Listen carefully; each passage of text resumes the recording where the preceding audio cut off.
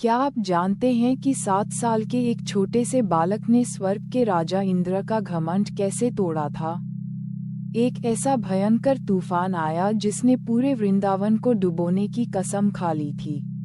लेकिन उस नन्हे बालक के एक उंगली के सहारे ने पूरे गांव को एक भी खरोंच नहीं आने दी। ये बात तब की है जब हमारे नन्हे श्री कृष्ण वृंदावन की गलियों में अपनी सुंदर मटकती चाल से सबका मन मोह लिया करते थे। पूरे ब्रज गांव में एक अजीब सी चहल पहल थी। गांव के बड़े बूढ़े, यशोदा मैया और नंद बाबा सब मिलकर तरह तरह के स्वादिष्ट पकवान बना रहे थे। हर घर से देसी घी और केसर के हलवे की मीठी सुगंध आ रही थी। मिट्टी के चूल्हों पर बड़े बड़े बर्तन चढ़े थे और चारों तरफ फूलों से सजावट की जा रही थी। नन्हे कान्हा ने देखा कि सब लोग बहुत जल्दी में हैं और किसी बड़े काम की तैयारी कर रहे हैं। कान्हा मुस्कुराते हुए अपने बाबा नंद के पास पहुँचे और उनकी धोती का किनारा पकड़कर बोले, बाबा, आप सब मिलकर यह किसकी तैयारी कर रहे हैं? इतना सारा अनाज, इतना दूध और इतने सारे पकवान किस देवता के लिए बनाए जा रहे हैं? उद्धरण चिन्ह। नंद बाबा ने प्यार से कान्हा को अपनी गोद में उठा लिया और बोले, मेरे लल्ला, ये सब देवराज इंद्र की पूजा की तैयारी है। अगर इंद्र देवता प्रसन्न होंगे तो वे हमारे ब्रज पर बारिश करेंगे। बारिश होगी तो हमारी खेतों में फसलें लहराएंगी, हमारी गायों को हरी हरी घास मिलेगी और हमारा गांव खुशहाल रहेगा। कान्हा ने अपने बाबा के चेहरे को देखा। कान्हा के चेहरे पर एक गंभीर और बहुत मीठी मुस्कान आ गई। वे भोलेपन से बोले, बाबा, क्या बारिश केवल इंद्र देवता के प्रसन्न होने से होती है? हमारा असली धर्म तो हमारा कर्म है। हमारी गायें हमें मीठा दूध देती हैं और यह विशाल गोवर्धन पर्वत हमारी गायों को हरी घास, फल फूल और पीने के लिए मीठा जल देता है। जो पर्वत और जो प्रकृति हमें रोज पालती है, हमें तो सबसे पहले उसकी पूजा करनी चाहिए। इंद्र देवता तो दूर स्वर्ग में रहते हैं, लेकिन ये गोवर्धन पर्वत तो रात दिन हमारे साथ खड़ा है। नंद बाबा और गांव के सारे ग्वाले कान्हा की यह बात सुनकर दंग रह गए। एक 7 साल का नन्हा बालक इतनी गहरी और सच्ची बात कह रहा था। कान्हा ने सबको प्रेम से समझाया कि केवल डर या पुरानी परंपरा के कारण की गई पूजा सच्ची नहीं होती।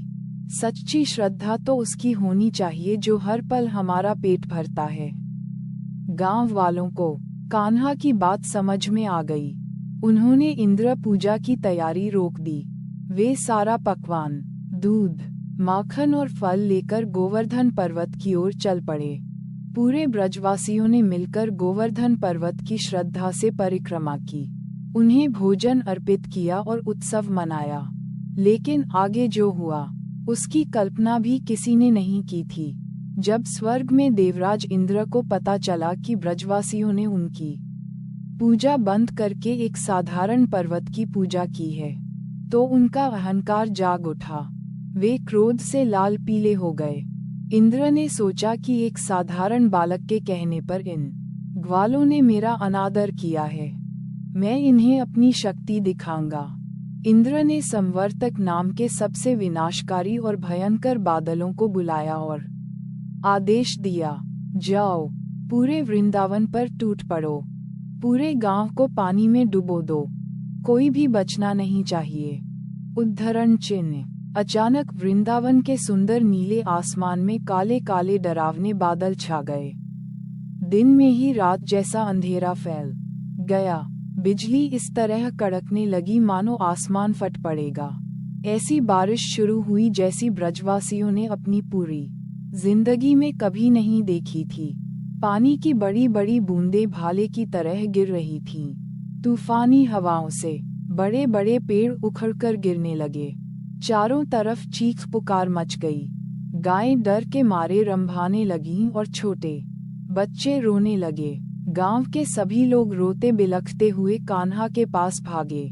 सबने कान्हा को घेर लिया और बोले, कान्हा, हमें बचा लो, इंद्र के इस भयानक प्रकोप से हमारा पूरा वृंदावन डूब जाएगा। उद्धरण चिन्ह। कान्हा ने देखा कि उनके अपने लोग, उनकी प्यारी गायें और नन्हे बछड़े ठंड से कांप रहे हैं। कान्हा की आंखें करुणा से भर आईं। वे मुस्कुराए और बोले, डरो मत मेरे ब्रजवासियों, जब तक हमारा गोवर्धन हमारे साथ है, हमें कुछ नहीं हो सकता। कान्हा तुरंत गोवर्धन पर्वत की ओर बढ़े, और फिर जो दृश्य देखने को मिला, उसने पूरे ब्रह्मांड को चकित कर दिया। 7 साल के नन्हे कान्हा ने झुककर विशाल गोवर्धन पर्वत को अपने बाएं हाथ की सबसे छोटी उंगली यानी कनिष्ठा उंगली पर उठा लिया। उन्होंने पूरे पर्वत को ऐसे उठा लिया जैसे कोई बालक खेल खेल में फूलों की छतरी उठा लेता है। कान्हा ने ऊंची आवाज में पुकारा, सब लोग अपनी अपनी गायों, बछड़ों और पूरे परिवार के साथ इस पर्वत के नीचे आ जाओ। यहाँ तुम्हें बारिश की एक बूंद भी नहीं छू सकेगी। उद्धरण चिन्ह। पूरा ब्रज गांव, सारे ग्वाले, गोपियां, रोते हुए बच्चे और हजारों गायें गोवर्धन पर्वत की विशाल छाया में आ गए। सब चकित होकर उस नन्हे कान्हा को देख रहे थे। बाहर मूसलाधार बारिश हो रही थी, नदियों में उफान था, हवाएं गरज रही थीं, लेकिन गोवर्धन पर्वत के नीचे एक अद्भुत शांति थी। 1 दिन बीता, 2 दिन बीता, 3 दिन बीता। इंद्र का गुस्सा और बढ़ता गया। उन्होंने और तेज बारिश करवाई, लेकिन कान्हा मुस्कुराते रहे। कान्हा की छोटी सी उंगली पर इतना विशाल पर्वत रखा था, लेकिन कान्हा के चेहरे पर थकावट का एक निशान भी नहीं था। उनकी उंगली पर पर्वत का जरा सा भी भार नहीं लग रहा था। यशोदा मैया अपनी साड़ी के आंचल से अपने लल्ला का पसीना पोंछती और रोती। नंद बाबा और सारे ब्रजवासी एकटक कान्हा के उस सुंदर और दयालु चेहरे को देखते रहते। लगातार 7 दिन और 7 रात तक मूसलाधार बारिश होती रही, लेकिन कान्हा 1 इंच भी नहीं हिले। न उनकी उंगली कांपी और न ही उनका धैर्य टूटा।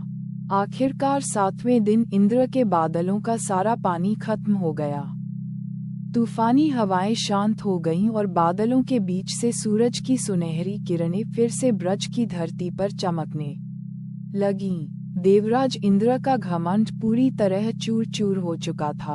उन्हें समझ आ गया कि यह कोई साधारण बालक नहीं, बल्कि स्वयं जगत के स्वामी भगवान श्री कृष्ण हैं। इंद्र स्वर्ग से नीचे आए और हाथ जोड़कर कान्हा के चरणों में गिर पड़े और रोते हुए क्षमा मांगने लगे। कान्हा ने गोवर्धन पर्वत को बहुत ही प्यार और धीरे से वापस उसकी जगह पर रख दिया। पूरे ब्रज में खुशी की लहर दौड़ गई। यशोदा मैया ने अपने नन्हे कान्हा को कसकर अपने सीने से लगा लिया और उनकी आंखों से खुशी के आंसू बह निकले। जो तुम्हें रोज पालता है, उसका आदर करो, दिखावे का नहीं, राधे राधे। ऐसी कथाएं छूट न जाएं, इसलिए सब्सक्राइब कीजिए।